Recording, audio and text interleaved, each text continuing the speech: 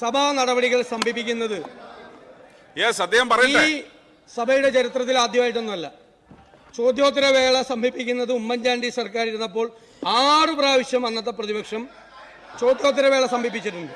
Sir, ഇത് ആദ്യമായിട്ടൊന്നുമല്ല. Please അദ്ദേഹം പറയട്ടെ. അങ്ങ് പറഞ്ഞോ.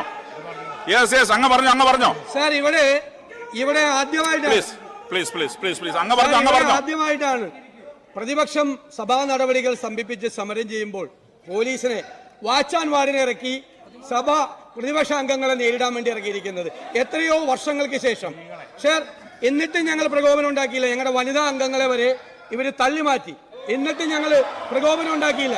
സർ, മുഖ്യമന്ത്രിയുടെ ഭാഗത്ത് നിന്നാണ് പ്രകോപനം ഉണ്ടായത്. ഞങ്ങൾ അദ്ദേഹത്തോട് മാന്യമായിട്ടാണ് പെരുമാറുന്നത്. പക്ഷേ മന്ത്രി മുഹമ്മദ് റിയാസും സർ സജി ചെറിയാനുമാണ് മന്ത്രിമാരുടെ നേതൃത്വത്തിലാണ് ആദ്യം വെള്ളിലിറങ്ങി ഞങ്ങളെ.